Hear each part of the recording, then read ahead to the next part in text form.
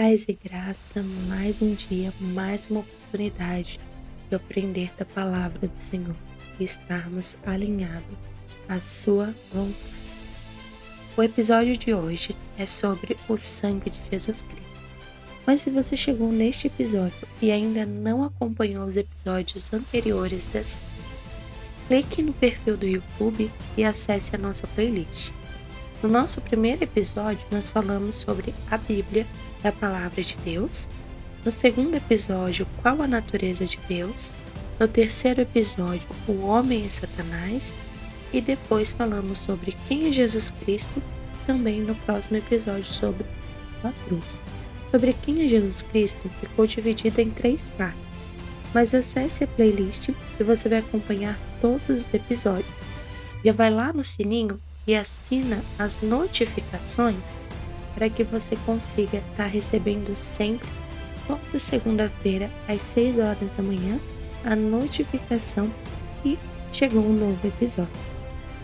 Como falamos lá na primeira série, lá no primeiro episódio, a Bíblia responde a 3 perguntas essenciais: de onde viemos, por que estamos aqui e para onde iremos.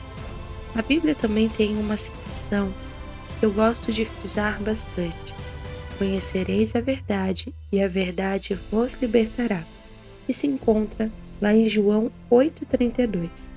Essa passagem, ela frisou bastante em meu coração. Gosto sempre de trazer a palavra para que as pessoas tenham conhecimento da integridade, da comunicação com o Senhor. Lá em Salmos 119 e 105 também diz assim: lâmpada para os meus pés é a tua palavra e luz para o meu caminho. Então, sempre que colocamos disposição a aprender da palavra do Senhor, Ele conversa grandemente conosco e vai guiando os nossos passos. Vamos orar então para iniciar mais um episódio? Senhor Deus e Pai, nós nos colocamos, Senhor, na Tua presença para Te louvar e Te engrandecer. Te pedimos, Senhor, ligeireza de raciocínio, Pai. Vem, Espírito Santo, sobre nós, conduzindo, que não sejam as minhas palavras, Paizinho, mas que sejam as Tuas, guiadas, Espírito Santo, pela Tua vontade, para que vidas sejam impactadas através da Tua palavra, que elas venham ter discernimento, conhecimento de Ti a cada dia, em nome de Jesus. Eu consagro a Ti, Senhor, todos os episódios, para que vidas venham verdadeiramente Te conhecer como único e suficiente Salvador Jesus Cristo. Em nome de Jesus. Amém. Então vamos iniciar a nossa contextualização em cima deste tema. E gosto de iniciar frisando que o derramar do sangue de Jesus Cristo foi um fator para que pudéssemos receber o perdão pelos nossos pecados e aceitação na presença de Deus. E a primeira passagem que vamos estar lendo encontra-se em Hebreus, capítulo 9, versículo 22, que diz assim: de fato, conforme a lei, quase todas as coisas são purificadas com sangue, e sem derramamento de sangue não pode haver absolvição. A absolvição, ela é igual a remissão. E em Hebreus, capítulo 9, do versículo 1 ao 28, vemos que o autor faz uma comparação entre a antiga aliança e a nova aliança. Pois no antigo pacto havia um santuário terrestre que representava a transcendência de Deus, tanto que o povo não tinha acesso ao santuário.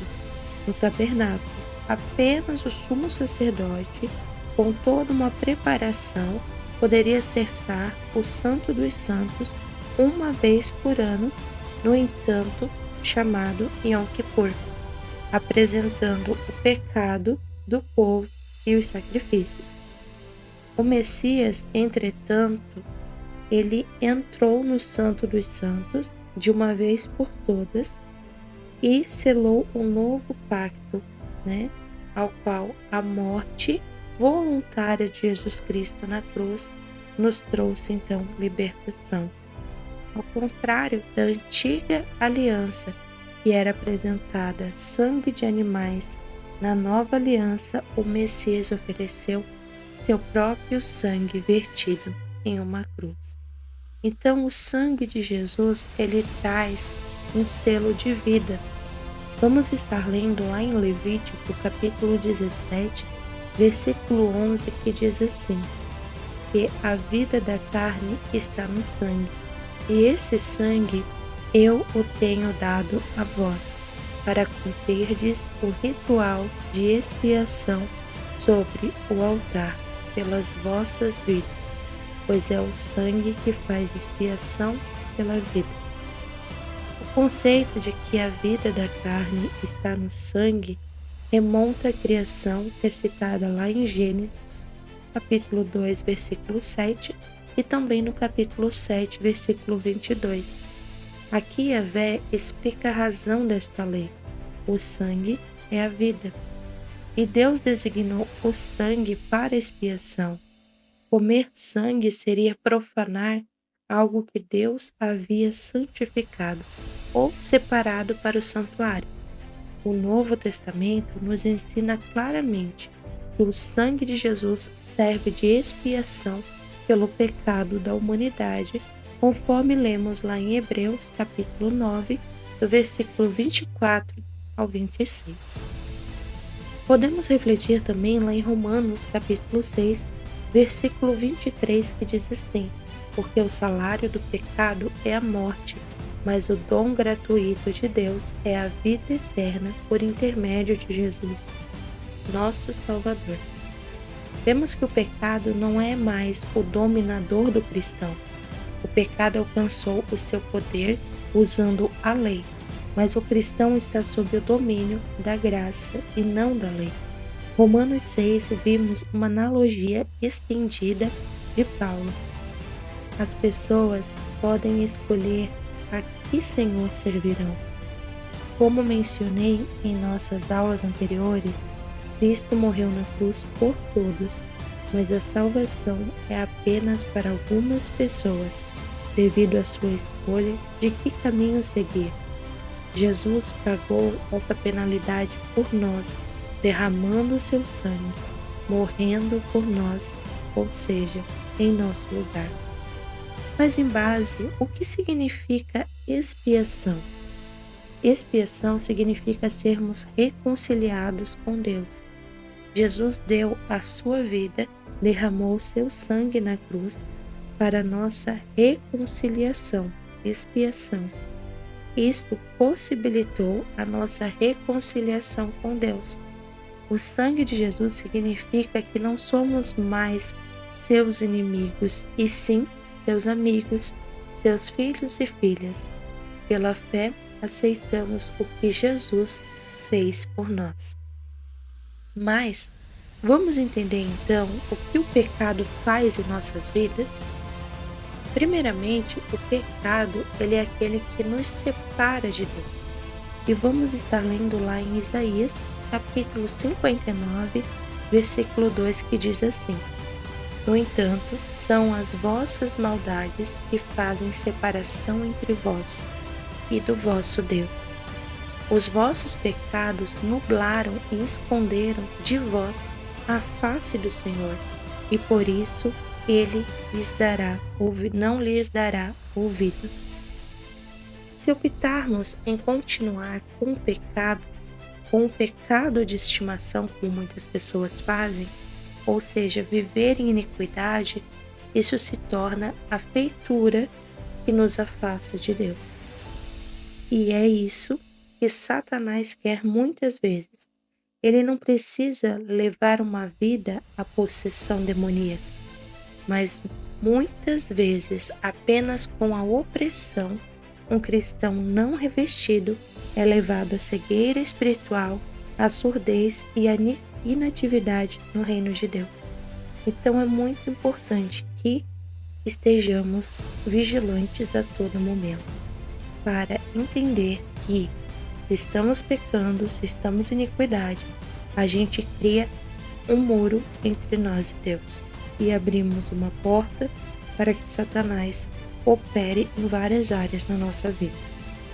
O segundo ponto é sobre ele faz com que sintamos culpados. A gente vive com aquela sensação de culpa em nossos corações, e é justamente através do pecado. Salmos capítulo 38, versículo 4 diz assim: as minhas culpas me afogam como fardo pesado, tornam-se insuportáveis para mim. A relação entre sofrimento psicológico e a dor física é comum em Salmos de Lamentação.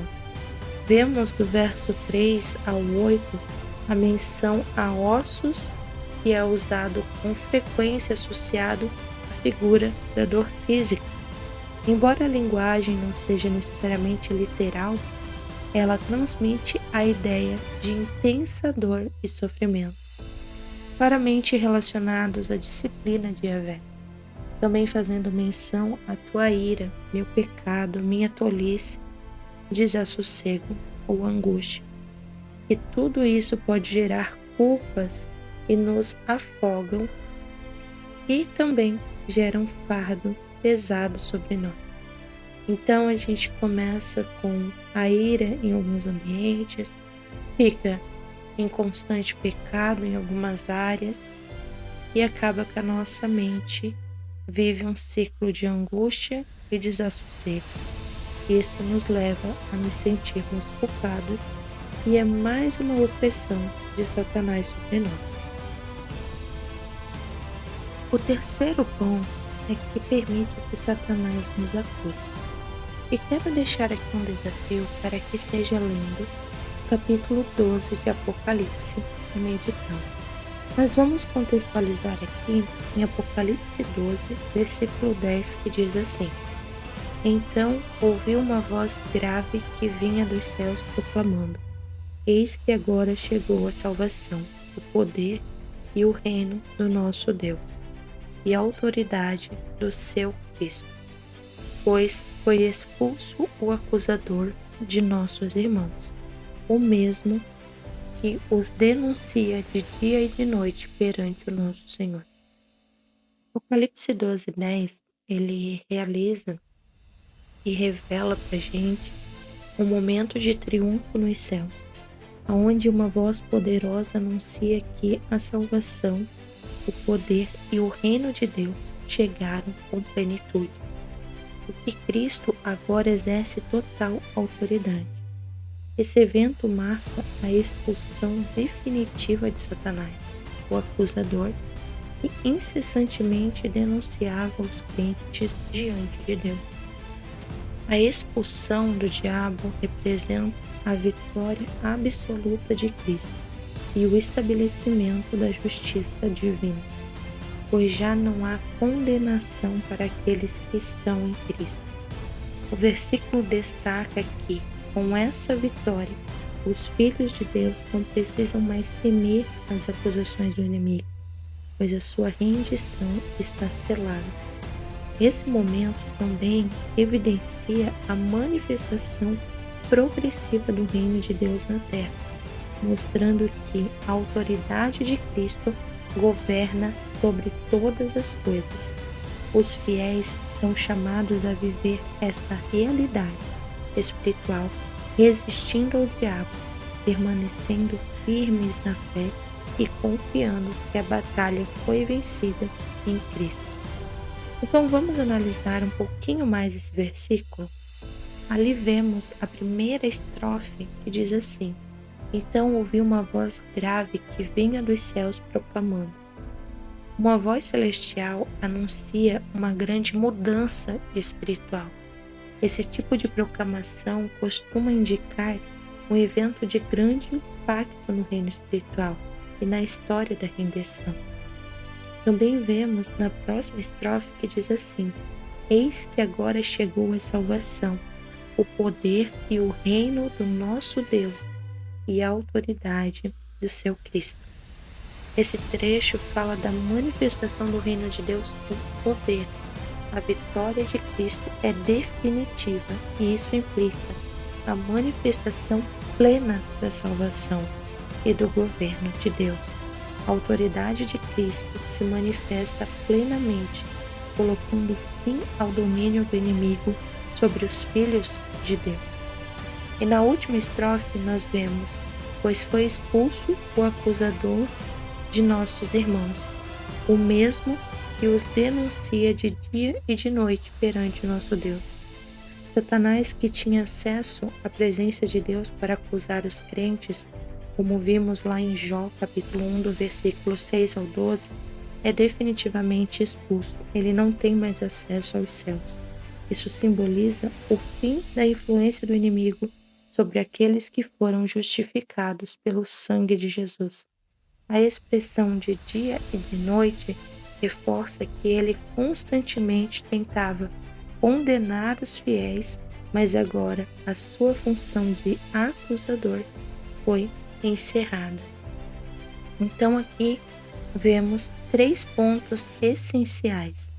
O primeiro é sobre a voz grave, que é a palavra que trouxe a mudança no mundo espiritual. Posteriormente, a gente vê a manifestação plena, ao qual Jesus Cristo, ao qual morreu numa cruz, derramou seu sangue e trouxe então libertação. Então todo o domínio das trevas sobre a vida dos cristãos ali então é anulado. E posteriormente a gente vê então o acusador, então Satanás, ali sendo banido de um ambiente santificado. Ele não poderia mais estar ali, nem de dia, nem de noite, acusando, então, os fiéis. Mas então o que acontece, Fábio, hoje em dia? Ele envia setas na nossa mente, no nosso coração, e se a gente deixa absorver aquilo, isso vai trazendo uma opressão, e isso vai nos afastando de Deus. Por quê? Porque a gente vai colocando, como eu expliquei anteriormente, a culpa, o medo, a angústia, e a gente vai crendo mais nisso do que realmente em Jesus Cristo. O quarto ponto é que o sangue, ele exige a penalidade de morte, e a gente vai estar contextualizando sobre isso, e também sobre que o pecado, ele traz este selo. O sangue de Jesus Cristo, ele supre todas as nossas necessidades. E essa é uma parte que a gente deve estar frisada em nossa mente. E a gente vai estar lendo lá em Ezequiel, capítulo 18, versículo 4, que diz assim: todas as vidas são minhas, tanto a do Pai como a do Filho, e aquele que pecar é que deve pagar com a própria vida. Ezequiel 18:4 traz uma mensagem clara sobre a responsabilidade individual diante de Deus. Nesse versículo, Deus afirma que todas as vidas pertencem a Ele, tanto a do Pai quanto a do Filho, e cada pessoa responderá por seus próprios pecados. Essa declaração confronta a ideia comum da época, que os filhos carregariam automaticamente a culpa pelo pecado dos pais.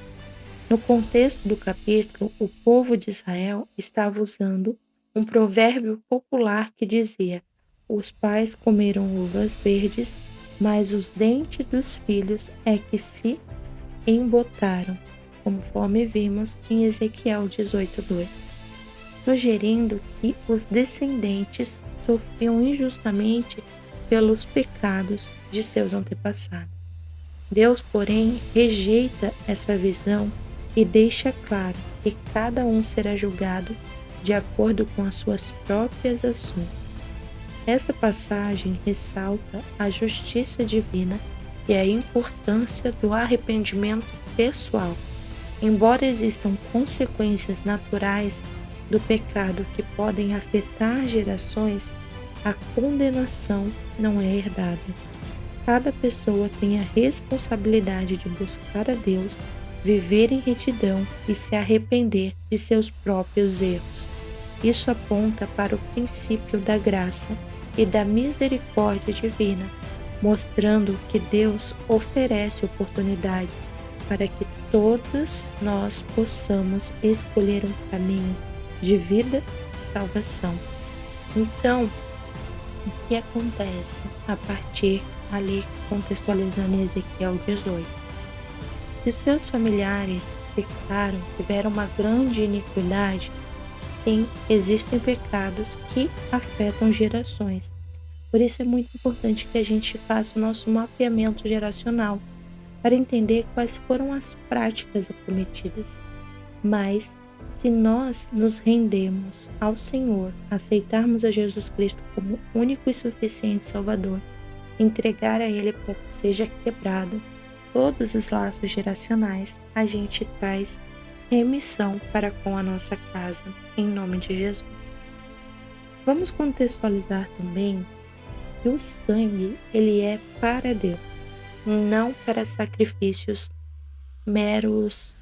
de meros rituais, vamos dizer assim. O sangue de Cristo satisfaz plenamente a lei de Deus, que requer uma penalidade pela quebra da lei. E vamos estar lendo lá então em 1 João capítulo 3, versículo 4, que diz assim: toda pessoa que vive costumeiramente pecando também vive em rebeldia contra a lei, pois o pecado é a transgressão da lei.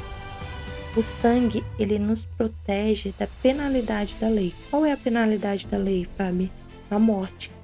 Em Êxodo 12, Deus ordenou o povo de Israel a aplicar sangue de cordeiro sobre os portais de suas casas para protegê-los do destruidor, o qual mataria todos os primogênitos. Este cordeiro era um protótipo do Cordeiro Santo, Jesus Cristo, o qual morreria mais tarde em uma cruz. Também podemos ver em Êxodo capítulo 12, versículo 13, que diz assim: o sangue, porém, será para vós um sinal nas casas em que estiverdes.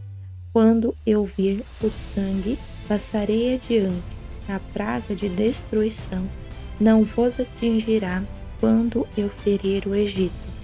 Então ali o sangue, ele significou proteção. E vemos ali então em Êxodo 12, 13, que é um dos versículos centrais da instituição da Páscoa e representa um poderoso símbolo de proteção e rendição. Deus instruiu os israelitas a sacrificarem então um cordeiro sem defeito e marcarem os batentes das suas portas com o sangue desse animal. Esse sinal garantia que quando a 10ª praga viesse sobre o Egito, a morte dos primogênitos aconteceria e as casas israelitas seriam poupadas. Esse ato de passar adiante, daí vem da palavra Páscoa, que no hebraico é Passach, que demonstra a fidelidade de Deus em proteger aqueles que confiam nele. O sangue nos umbrais não apenas livrou os israelitas da praga física, mas também prefigurou o sacrifício de Cristo. No Novo Testamento, Jesus é chamado de Cordeiro de Deus, conforme vimos lá em João capítulo 1, versículo 29. E seu sangue derramado na cruz se tornou a marca da nova aliança, garantindo redenção e também livramento da condenação eterna. O princípio espiritual por trás desse versículo permanece relevante. Aqueles que estão cobertos pelo sangue de Cristo são protegidos do juízo divino e recebem a promessa da salvação. Assim como o sangue do Cordeiro livrou os israelitas da morte, o sangue de Jesus Cristo nos livra da separação eterna de Deus e nos conduz à vida abundante. Então, o primeiro tópico que eu quero contextualizar sobre a entrega do sangue do Cordeiro a Deus, que é Jesus Cristo, ele gera a comunhão, e esta comunhão ela é restaurada, pois ela foi perdida com o pecado.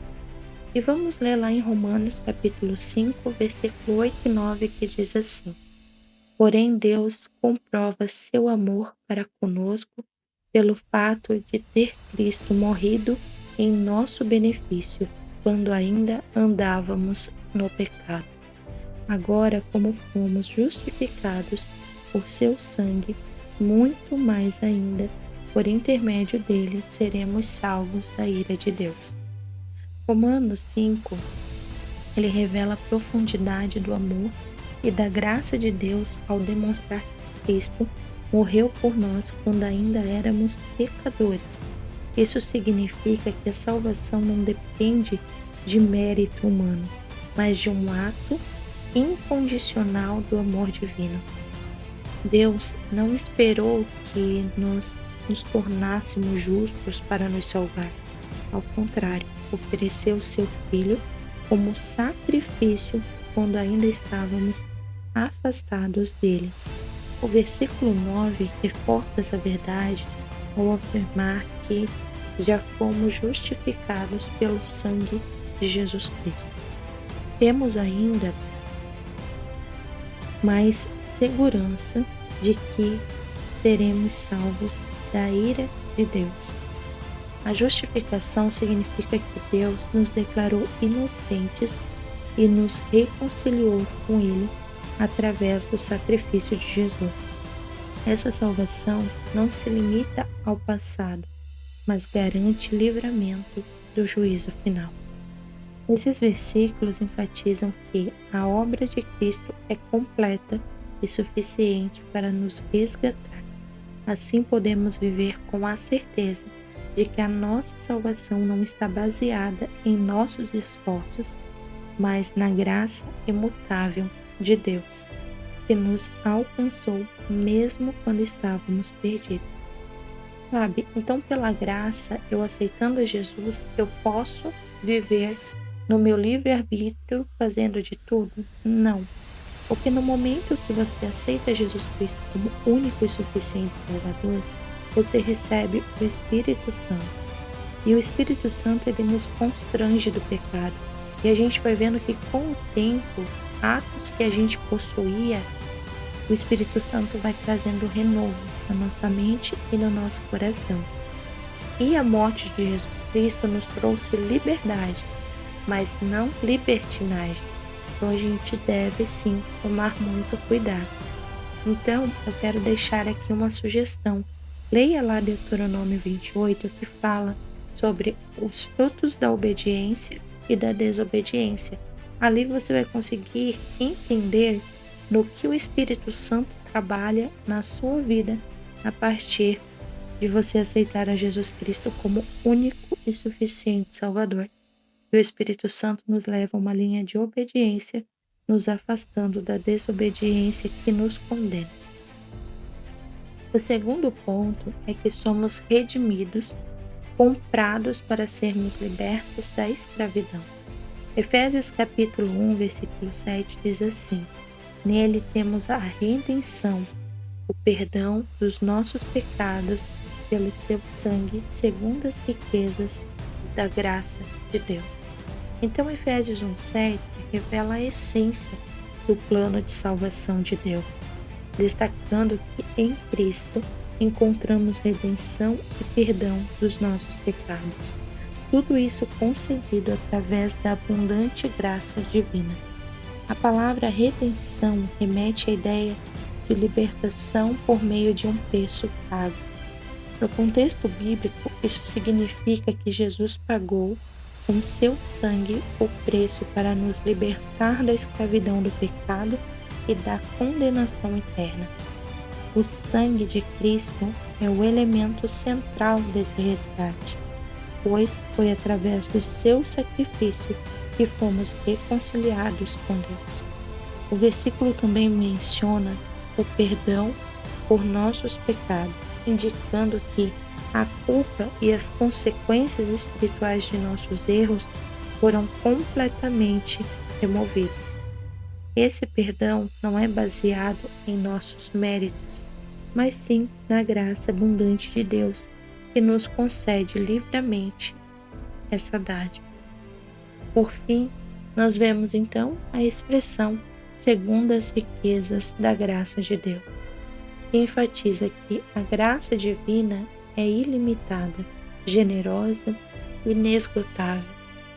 Deus não apenas perdoa, mas faz de forma abundante, nos restaurando completamente. Esse versículo, ele me ensina muito que a salvação não é um esforço humano, mas um presente divino acessível a todos que colocam a sua fé em Jesus Cristo. Também vemos que o sangue, ele é para a humanidade. E por que para a humanidade, Fábio? Porque o sangue, ele satisfez a Deus e redimiu todos os pecados. Agora, ele deve satisfazer a purificação da consciência dos filhos de toda culpa e acusação. Então, o sangue, ele nos purifica de toda culpa. Hebreus capítulo 9, versículo 14 diz assim: quanto mais o sangue de Cristo, mediante o Espírito Eterno, se ofereceu de forma imaculada a Deus, purificará completamente a nossa consciência de comportamentos que conduzem à morte, para que sirvamos ao Deus vivo.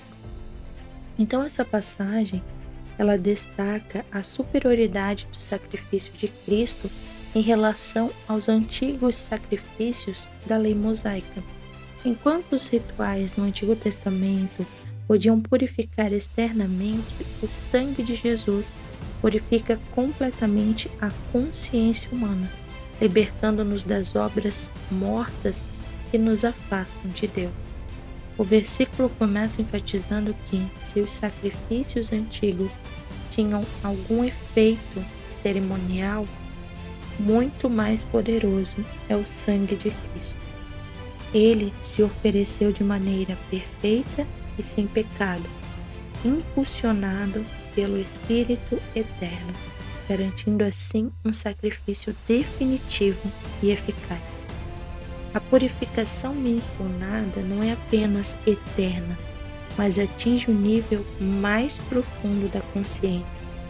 Ali cita sobre as obras mortas, que se refere-se a práticas religiosas vazias e ao pecado que separava o ser humano de Deus.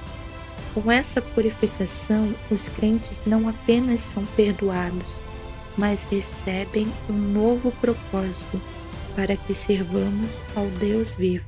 Isso indica uma transformação completa, onde não apenas somos livres da culpa, mas capacitados a viver uma vida de verdadeira adoração e serviço ao Senhor. Esse versículo reafirma que o sacrifício de Cristo não foi apenas um ato simbólico, mas um evento com impacto eterno, proporcionando reconciliação completa com Deus e um novo caminho de vida à sua presença. Então vemos também que o sangue nos purifica e santifica. Hebreus capítulo 13, versículo 12, diz assim: por isso, para santificar o povo por intermédio do seu sangue, Jesus igualmente sofreu fora da parte da cidade. E vemos ali então um destaque nessa passagem, o sacrifício de Jesus como o meio pelo qual o povo é santificado, ou seja, separado para Deus. Este versículo faz uma referência direta à prática do Antigo Testamento, onde os sacrifícios pelos pecados eram queimados fora do acampamento. Lá em Levítico, versículo 16, 27, faz essa menção. Da mesma forma, Jesus foi crucificado fora dos muros de Jerusalém, cumprindo essa tipologia e demonstrando que o seu sacrifício era definitivo e perfeito. Ao sofrer fora da porta da cidade, Cristo simbolicamente se identificou como os marginalizados, rejeitados e pecadores, mostrando que a salvação não estava mais restrita ao sistema religioso judaico, mas disponível para todos. Seu sangue não apenas purifica o pecado, mas também santifica aqueles que creem nele, tornando-os dignos de permanecer e pertencer ao povo de Deus. Esse versículo nos ensina que a verdadeira santificação vem pelo sacrifício de Cristo e não por esforços humanos ou rituais externos.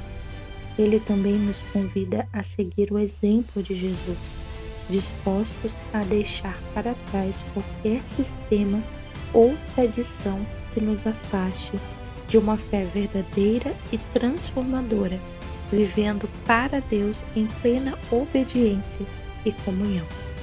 O sangue, ele também é para a humanidade em mais um ponto. O sangue, ele é aquele que nos aproxima de Deus.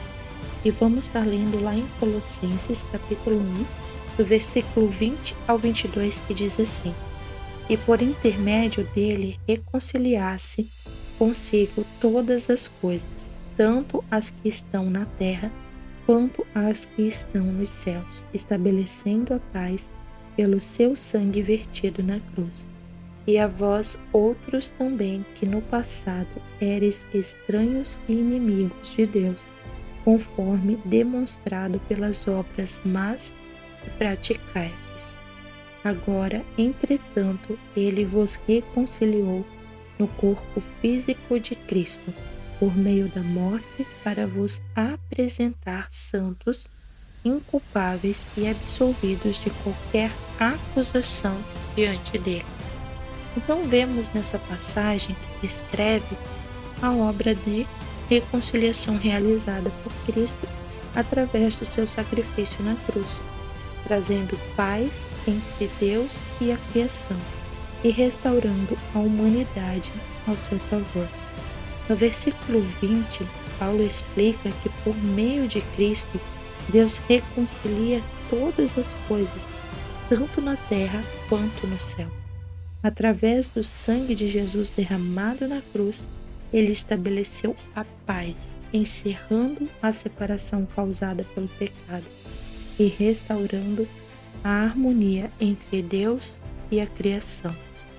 Isso não se limita a uma reconciliação apenas entre os seres humanos e Deus, mas envolve a restauração de toda a criação, que devido ao pecado estava de alguma forma sujeita ao caos e à corrupção. No versículo 21, Paulo lembra aos cristãos que antes de Cristo eram estranhos e inimigos de Deus, ou seja, estavam distantes da sua presença e favor devido ao pecado. As obras más que praticavam evidenciavam essa separação. Mas já no versículo 22, ele celebra a reconciliação que ocorre através da morte de Cristo, no corpo físico de Cristo. Este sacrifício trouxe os cristãos de volta a Deus e os apresenta como santos, inculpáveis e absolvidos de qualquer acusação. A obra de Cristo na cruz não só apagou os pecados, mas também transformou os crentes em novas criaturas, justificados diante de Deus, sem culpa e em total comunhão com Ele. Essa passagem enfatiza profundamente a reconciliação divina que Cristo trouxe. Não é apenas uma restauração de relação, mas uma transformação radical da posição do ser humano diante de Deus, uma vez que pelo sacrifício de Cristo somos apresentados como puros, sem acusação, perfeitamente aceitos diante de Deus e reconhecidos como filhos. E é muito importante que a gente entenda este selo que a gente possui como filhos de Deus, pois ali se encontra a nossa identidade.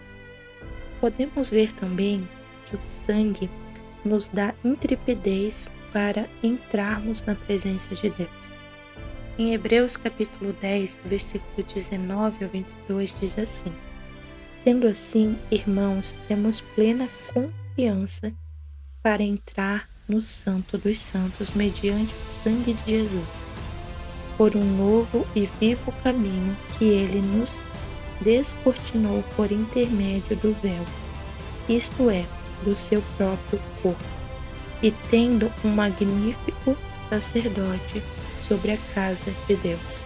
Portanto, achegando-nos a Deus com um coração sincero e com absoluta certeza de fé, tendo os corações aspergidos para nos purificar de uma consciência culpada e de nossos corpos lavados com água pura. Então vemos nessa passagem que ele revela a acessibilidade que os cristãos têm a Deus, através do sacrifício de Jesus e a maneira como devemos nos aproximar dele com uma fé sincera e limpa. No versículo 19, Paulo fala sobre a plena confiança que os crentes têm agora para entrar no Santo dos Santos, o lugar mais sagrado do tabernáculo, simbolizando a presença de Deus. Antes, o acesso a essa presença era restrito a um único sacerdote, uma vez por ano, mas através do sangue de Jesus, essa barreira foi removida e todos os crentes agora têm liberdade para se aproximar diretamente de Deus. O versículo 20 destaca que o novo e vivo caminho pelo qual temos acesso a Deus foi inaugurado por Jesus, que ao morrer na cruz rasgou o véu que separava o Santo dos Santos e estava então ali no templo. Mateus 27:51 faz essa citação. Esse véu ele simbolizava a separação entre a humanidade e a presença divina. E agora, por meio do corpo de Cristo, essa separação foi eliminada, permitindo que os crentes se aproximassem então de Deus com confiança. Já no versículo 21, a gente é lembrado que Jesus é o magnífico sacerdote sobre a casa de Deus, ou seja, ele intercede por nós de maneira perfeita e eterna, representando-nos diante de Deus de forma completa, ao contrário dos sacerdotes do Antigo Testamento, que eram falhos e temporários. Já no versículo 22, ele faz um apelo para que diante desse privilégio nós nos aproximemos de Deus com coração sincero e com absoluta certeza de fé. Nossa confiança não é baseada em nossas obras, mas na purificação realizada por Cristo. Ali também faz a menção de aspergidos para nos purificar de uma consciência culpada. Ali faz referência ao sangue de Jesus, que purifica nossa mente e nos livra da condenação do pecado. E também mencionando os nossos corpos lavados em água pura, que se refere ao simbolismo do batismo, que representa a limpeza externa e interna proporcionada pelo sacrifício de Jesus. Esses versículos, eles enfatizam a transformação que a morte e ressurreição de Cristo operam, trazendo-nos uma vida de liberdade, uma nova vida, para estarmos nos aproximando de Deus, estarmos sendo purificados, justificados e com confiança plena na sua graça. Também vemos que o sangue de Cristo nos aperfeiçoa diante dos olhos de Deus. E vamos estar lendo lá em Hebreus capítulo 10, versículo 14, que diz assim: portanto, com uma única oferta aperfeiçoou por toda a eternidade todos quantos estão sendo santificados.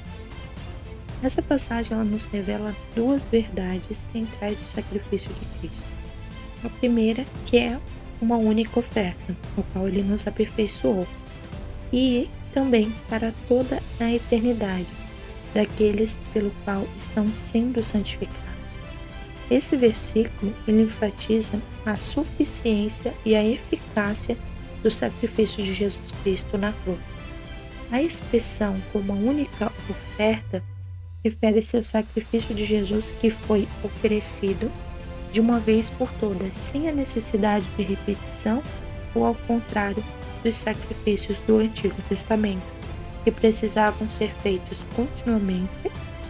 O sacrifício de Cristo, ele é perfeito e completo, cobrindo todos os pecados de todos os tempos.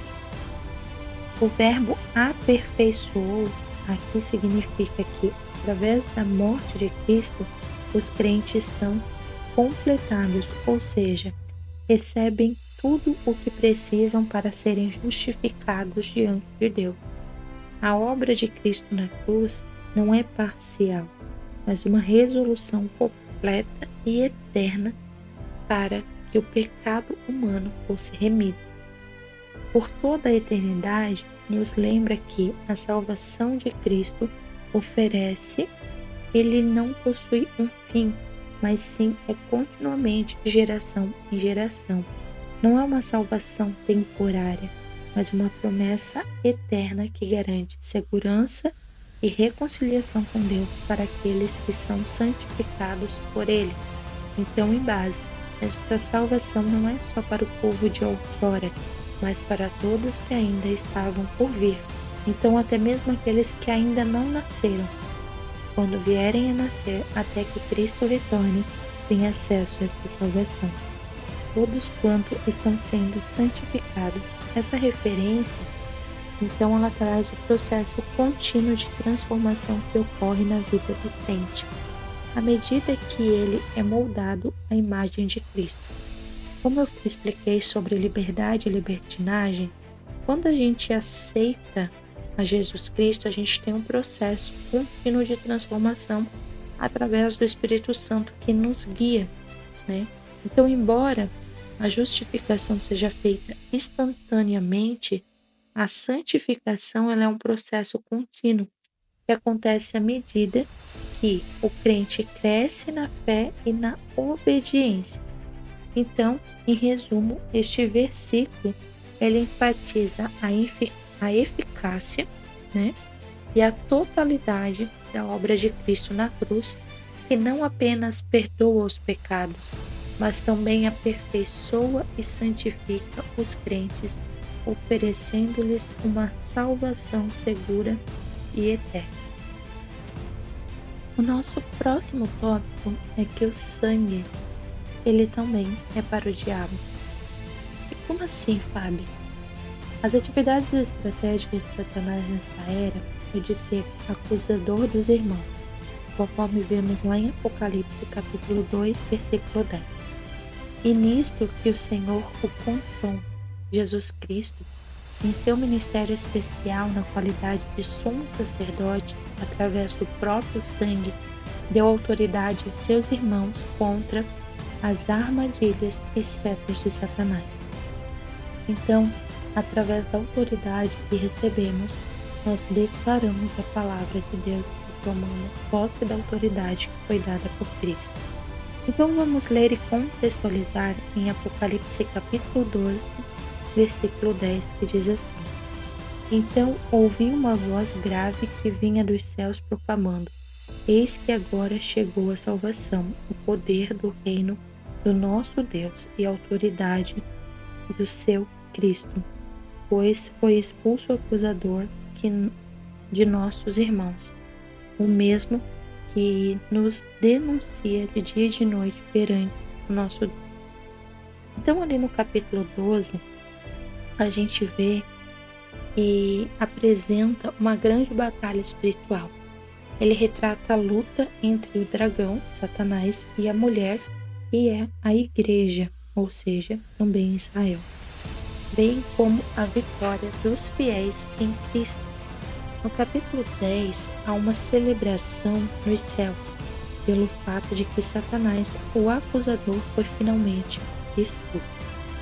Então, ali vemos: Então ouvi uma voz grave que vinha dos céus proclamando, uma voz celestial que anuncia: a grande mudança no mundo espiritual, como citei anteriormente.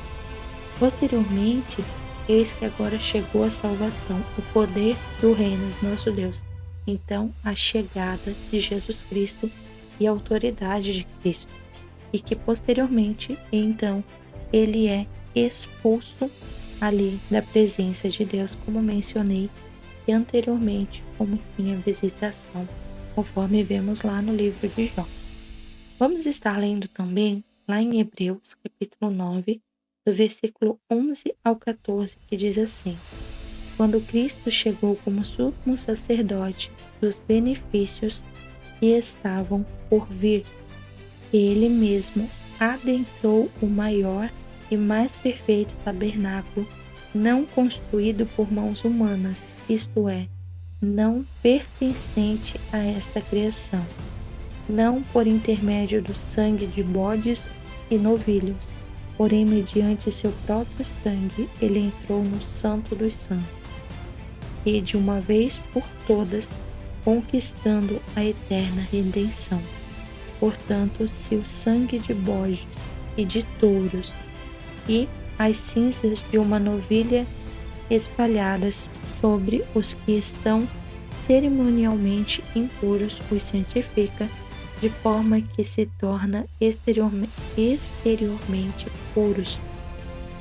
Quanto mais o sangue de Cristo, que mediante o Espírito Eterno se ofereceu de forma imaculada a Deus, purificará completamente a nossa consciência de comportamentos que conduzem à morte, para que sirvamos ao Deus vivo, conforme lemos anteriormente. Então, aqui a gente recebe uma justificação, mas também recebe uma autoridade, para que a todo momento a gente declare o nome e também o sangue de Jesus sobre todos os acontecimentos e acusações de Satanás. O sangue, ele coloca Deus ao lado do homem e contra o diabo. Vamos ler lá em Romanos capítulo 8, do versículo 31 ao 34, que diz assim: A que conclusão, pois, chegamos diante desses fatos? Se Deus é por nós, quem será contra nós? Aquele que não poupou seu próprio filho, mas o entregou por todos nós, como não nos concederá justamente com ele gratuitamente todas as demais coisas? Quem poderá trazer alguma acusação sobre os escolhidos de Deus? É Deus quem nos justifica. Quem os condenará? Foi Cristo que morreu e mais ele ressuscitou dentre os mortos e está à direita de Deus, e também intercede em nosso favor. O diabo não tem nenhuma base para acusações contra os que receberam a obra do sangue de Jesus Cristo derramada por eles. O próximo ponto que vamos estar contextualizando é que o sangue dissolve todos os direitos legais de posse de Satanás. E eu vou deixar no nosso PDF o estudo completo com algumas passagens que explica sobre a redenção, que significa a compra de volta, e que estamos debaixo de um novo dono, e o preço que foi pago por nós, que foi o sangue de Jesus Cristo derramado na cruz. Então deixarei no PDF Colossenses capítulo 1, versículo 14, para que possam estar lendo e estudando Atos capítulo 20 e 28, 1 Coríntios capítulo 6, versículo 19 e 20, e também 1 Timóteo capítulo 2, versículo 6. Estejam lendo essas passagens e meditem, sobre que o sangue de Jesus Cristo dissolveu todos os direitos legais de posse de Satanás sobre a humanidade. Ali também vemos que o sangue de Jesus Cristo nos trouxe pureza de coração, conforme está lá escrito em 1 João capítulo 1, versículo 7. 2. Nos trouxe vida eterna, conforme vemos lá em João capítulo 6, versículos 53 e 54. E também, em terceiro ponto, gerou a aproximação de Deus Então, vemos lá em Efésios capítulo 2, versículo 3. Estarei deixando essas passagens para que vocês possam estar lendo, está lá no nosso PDF também, e contextualizando. Meditem nessas palavras, leem ela minuciosamente e estudem cada detalhe da sua contextualização. Então, este foi o nosso episódio falando sobre o sangue de Jesus Cristo. E como, de costume, no final de cada episódio, nós temos o nosso termo de compromisso. Sabe o que é o termo de compromisso? É porque agora você já aprendeu da palavra.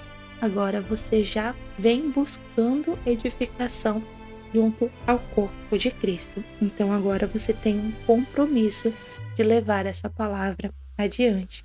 Então, repita comigo neste momento.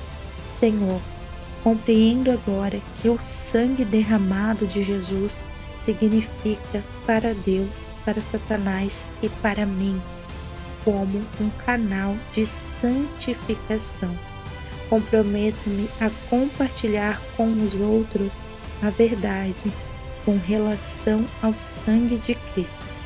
Lembrarei a mim mesmo constantemente da aliança de Deus comigo, de perdoar os meus pecados, purificar-me de cada pecado e iniquidade e também proteger-me dos ataques malignos.